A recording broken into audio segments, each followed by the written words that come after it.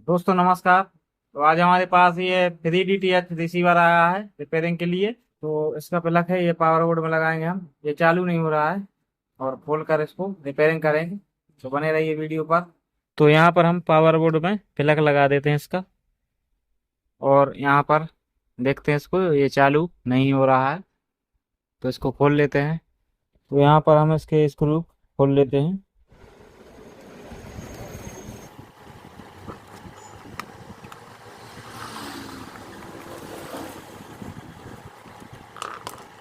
तो यहाँ पर इसमें तीन ही स्क्रू लगे हुए थे। इसका कवर खोल लेते हैं। तो यहाँ पर सबसे पहले हम ये जो पिन लगे हुए हैं इन पर हम वोल्टेज चेक करते हैं। तो यहाँ पर देख लेते हैं, AC 240 वोल्टेज यहाँ पे आता है। तो यहाँ पे AC 236 वोल्टेज अभी आ रहा है। तो इसका जो मेन लीड है वो सही है। और अब हम यहाँ पे चेक करते हैं पावर सप्लाई के वोल्टेज जो आउटपुट होते हैं। तो दोस्तों यहाँ पर ये वोल्टेज लिखे हुए हैं, मैं जूम करता हूँ थोड़ा वीडियो। तो यहाँ पे साफ साफ लिखा हुआ है 3.3 वोल्ट, और ग्राउंड 24 वोल्ट, 12 वोल्ट ग्राउंड। और यहाँ पर जो एक पिन और है ये, यहाँ पर भी 3.3 वोल्टेज आता है, और किसी किसी पावर सप्लाई में 5 वोल्टेज आता है। तो ये जो सप्लाई है इस तरीके की, इसमें दोनों तरफ 3.3 वोल्टेज रहता है। तो यहाँ पे हम सभी वोल्टेज चेक कर लेते हैं। तो यहाँ पे ये एक जीना डायोड लगा है, तो इसका माइनस है, इसी को ग्राउंड बोलते हैं इसमें। और यहाँ पे चेक कर लेते हैं, क्योंकि ये जो जीना डायोड लगा है ये 3 वोल्ट पर और माइनस पर लगा होता है। तो यहाँ पे 3 वोल्ट आएगा ही। तो यहाँ पे नहीं आ रहा है वोल्टेज। और दूसरे पिनों पर चेक करते हैं, ये 3.3 वोल्टेज नहीं आ रहा है। ये है ग्राउंड, तो इसमें ग्राउंड बता रहा है रेड इंडिकेटर। फिर है 24 वोल्ट, तो यहाँ पर भी वोल्टेज नहीं आ रहा है। ये जो आप नंबर चलते हुए देख रहे हैं, ये इसका रेजिस्टेंस बन जाता है घूम घाम के करंट द्वारा या कैपेसिटर द्वारा। वो यहाँ पे बताता है, और वोल्टेज बताता है तो यहाँ पे DC लिखा आता है पहले, और उसके बाद में वोल्टेज लिखा आता है। जैसे कि मैं अभी बता रहा था कि इसमें AC वोल्टेज आ रहा है। तो यहाँ पे मैं फिर से इसमें बताता हूँ। तो यहाँ पे आप देख पा रहे हैं, जैसे कि ये मैंने इसके मेन लीड पर चेक किया, तो ये बता रहा है AC 236 वोल्टेज। ऐसे ही यहाँ पे DC में वोल्टेज बताता है। तो यहाँ पे कोई भी वोल्टेज ये नहीं बता रहा है, कोई भी वोल्टेज यहाँ पे नहीं आ रहा है। ये ग्राउंड है, ये 12 वोल्टेज है, ये 24 वोल्टेज है, लेकिन कोई भी वोल्टेज इसमें नहीं मिल रहा है। तो सप्लाई को हम खोलते हैं, रिपेयर करने की कोशिश करते हैं इसकी पावर सप्लाई को। तो यहाँ पे खोल लेता हूँ मैं। और दोस्तों जब भी आप रिपेयरिंग का काम करें तो जूता चप्पल जरूर पहने, और सूखे जूता चप्पल होना चाहिए, गीले ना हो, नहीं तो शॉक लग सकता है। तो यहाँ पे मैंने ये खोल लिया है। तो दोस्तों इसको हम बाहर ही निकाल लेते हैं रिसीवर से, और रिसीवर को साइड में कर देते हैं। अब हम अच्छे से इसको रिपेयर कर पाएंगे। तो इसको पलट लेते हैं हम बैक साइड, और अब हम इसके वोल्टेज चेक करेंगे। तो यहाँ पे DC वोल्टेज तो आ ही नहीं रहे हैं। और अब हम AC वोल्टेज चेक करते हैं, कहाँ तक AC वोल्टेज आ रहा है और कहाँ तक नहीं आ रहा है। तो यहाँ पे हमने चेक किया था पहले उस तरफ, तो इन दोनों पिनों पर वोल्टेज आ रहा है AC 236 वोल्टेज। अब मैं यहाँ पे कुछ लगा लेता हूँ, क्योंकि ये नीचे की तरफ दब रही है तो वीडियो में ठीक ठाक नहीं दिख रही है। तो यहाँ पे अब हम इसका AC वोल्टेज ट्रैक करेंगे, IC तक पहुँच रहा है या नहीं। तो यहाँ पे आ ही रहा है वोल्टेज 236 वोल्टेज। अब हम यहाँ से जाते हैं, ये दोनों प्रिंट पकड़ के, तो यहाँ तक आ रहा है। और यहाँ पर देखते हैं, यहाँ पे एक NTC लगा होगा, या फिर यहाँ पे एक लाइन फिल्टर लगा होता है। तो इसके उस तरफ वोल्टेज जा रहा है। अब हम ये नेगेटिव पिन है जो, यहाँ पे एक फ्यूज लगा होता है, तो यहाँ पे चेक करते हैं। इस तरफ वोल्टेज बिल्कुल भी नहीं आ रहा है, आप देख पा रहे होंगे। और इसका जो फ्यूज है वो उड़ गया है मुझे लगता है। तो फ्यूज चेक करने का तरीका ये है कि यहाँ पर दोनों पिनों पर लगाओगे ये पिन, फ्यूज के दोनों पिनों पर ये पिन लगाओगे मल्टीमीटर के। अगर फ्यूज सही होता है तो इसका रेड इंडिकेटर ऐसे जल जाता है, और फ्यूज खराब होता है तो यहाँ पे एसी वोल्टेज जो यहाँ पे आ रहा था मेन लीड पर, वही वोल्टेज यहाँ पे बताएगा। तो यहाँ पे एसी 234 वोल्टेज ये बता रहा है। तो इसमें आप समझ सकते हैं कि इसका फ्यूज है जो वो खराब है, और फ्यूज की जगह पे कहीं कहीं कोई कोई सप्लाई में रेजिस्टेंस लगा होता है।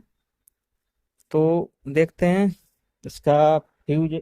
तो यहाँ पे आप देख पा रहे होंगे फ्यूज की जगह पर यहाँ पर एक रेजिस्टेंस लगा हुआ है, जो यहाँ पे आप देख पा रहे होंगे कि ये उड़ गया है, यहाँ पे काला काला दिख रहा है, ये उड़ चुका है इधर। तो ये ऐसे ही नहीं उड़ जाता, चाहे फ्यूज उड़ा हो या फिर रेजिस्टेंस की जगह पर जो फ्यूज लगा रहता है, या फ्यूज की जगह पे ये रेजिस्टेंस लगा होता है, तो ये ऐसे ही नहीं उड़ जाता। पावर सप्लाई में कोई शॉर्ट होता है, कोई पार्ट्स या मतलब कोई भी चीज़ इसमें शॉर्ट होती है तो ये फ्यूज उड़ जाता है। चाहे टीवी की पावर सप्लाई का हो या किसी भी पावर सप्लाई का हो, फ्यूज उड़ जाता है जब कोई शॉर्टिंग आगे हो तो यहाँ पे हम इसका प्लग निकाल देते हैं। और इसका फ्यूज भी, मैं फ्यूज बोल रहा हूँ, फ्यूज ही है ये, रेजिस्टेंस है लेकिन फ्यूज की जगह पर रेजिस्टेंस लगा दिया गया है। इसको निकालेंगे और यहाँ पे नया रेजिस्टेंस या फ्यूज लगाएंगे। तो यहाँ पे हमने ये निकाल लिया है दोस्तों। तो दोस्तों इसका जो नंबर है 1.5 ओम्स का ये रेजिस्टेंस है। तो यहाँ पे इसमें कलर है जो ये है कत्था कलर, हरा कलर और डबल गोल्डन। तो इसका नंबर होता है 1.5 ओम्स।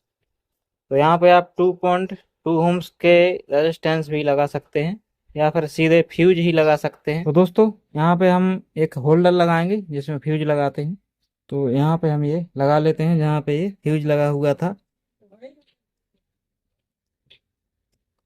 और यहाँ पे सोल्डिंग कर देते हैं।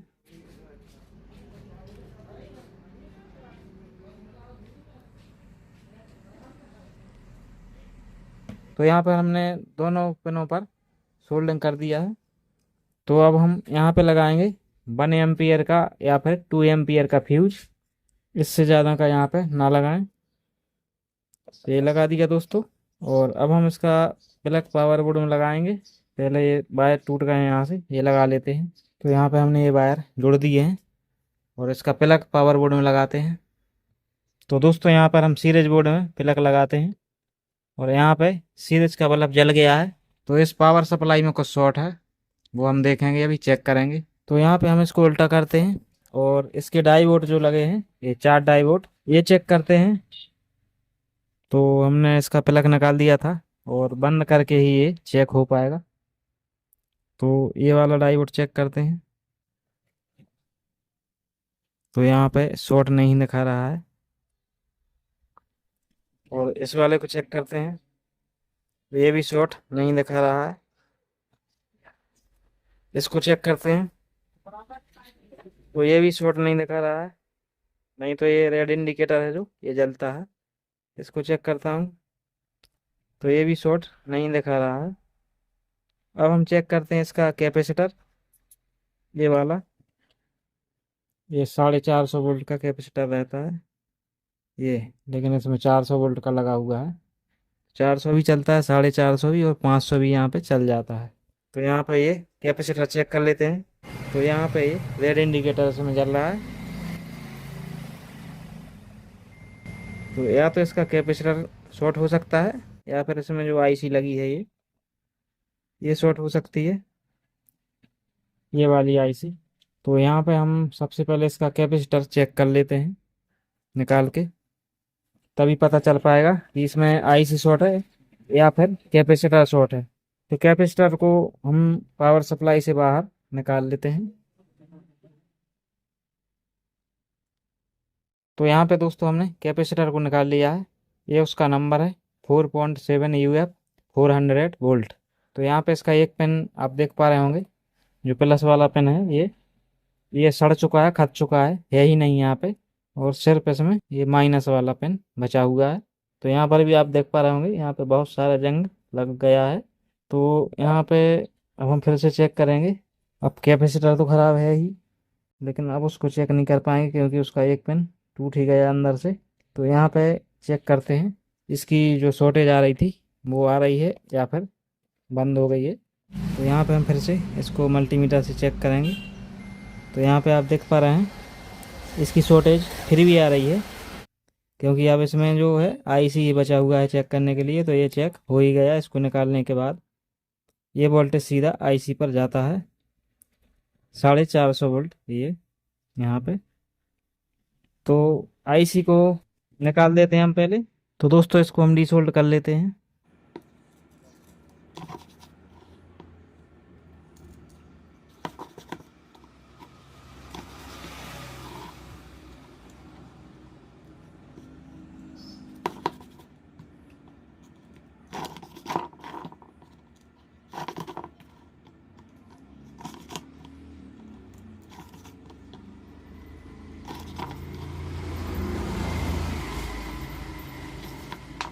तो यहाँ पे हमने इसको डिसोल्ड कर लिया है और इसकी आईसी को हम निकालते हैं।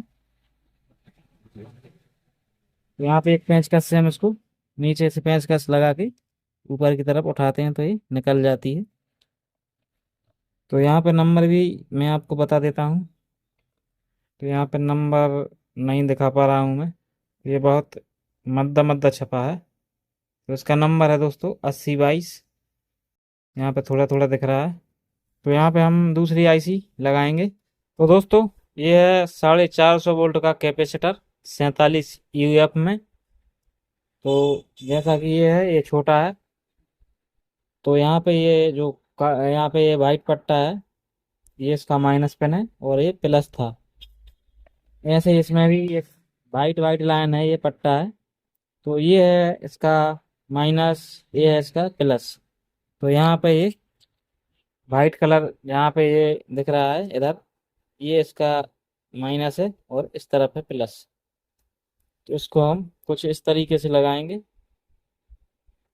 प्लस में माइनस देख करके। तो यहाँ पर कर देते हैं सोल्डिंग दोनों पिनों पर।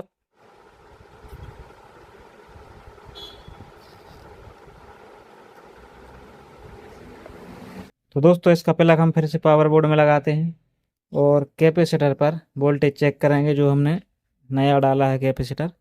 तो यहाँ पे चेक करते हैं इसका वोल्टेज, 330 वोल्टेज यहाँ पे आना चाहिए। तो यहाँ पे आप देख सकते हैं डीसी 327 वोल्ट यहाँ पे आ गया है। तो यहाँ तक वोल्टेज ओके हो चुका है। और आईसी पर देख लेते हैं, इस पिन पर आते हैं, दोनों पिन पर 330 वोल्ट। तो यहाँ पे आ रहा है 329 वोल्टेज। तो ये सही है। तो यहाँ पे अब हम आईसी लगाएंगे दूसरी। तो ये है हमारे पास उसी नंबर की दूसरी आईसी जिसका नंबर है 8022। तो ये लगा लेते हैं हम। तो यहाँ पे आप देख पा रहे होंगे ये निशान बना है जो आईसी का यहाँ पे लगती है। तो यहाँ पे एक हल्का सा कट लगा हुआ है। तो एक कट जो लगा है ये इसलिए लगा है कि आईसी उल्टी ना डालें, हम सीधी ही डालें। उल्टी डालोगे आईसी ख़राब हो जाएगी। और जो न्यू आईसी मैंने बताई थी उसमें भी ये एक छोटा सा कट आप देख पा रहे होंगे, और पुरानी आईसी में भी वो कट है ये। और यहाँ पर एक निशान भी है इसके कट के साथ साथ।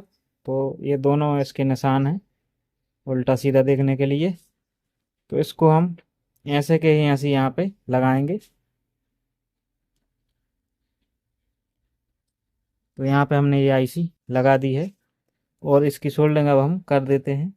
तो इसके सभी पिनों पर सोल्डिंग अच्छे से कर देना है।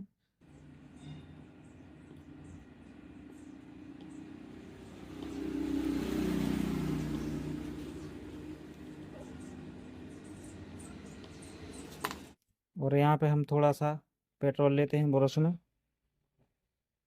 और यहाँ पे जो आईसी हमने सोल्डिंग की है वहाँ पे इससे साफ कर देते हैं। तो यहाँ पे जो भी शॉर्टिंग होती है, आपस में पिन जो शॉर्ट हो जाती हैं सोल्डिंग करते समय, वो क्लियर दिखने लगती हैं। तो यहाँ पे कोई भी पिन शॉर्ट नहीं हुई है और अच्छे से इसकी सोल्डिंग हो चुकी है। तो अब बारी है इसको चालू करने की। इसको चालू करते हैं। इसका प्लग है, पावर बोर्ड में लगाते हैं। तो हमने इसको ऑन कर दिया है, प्लग लगा दिया है सीरीज बोर्ड में। और इसके वोल्टेज अब हम चेक कर लेते हैं।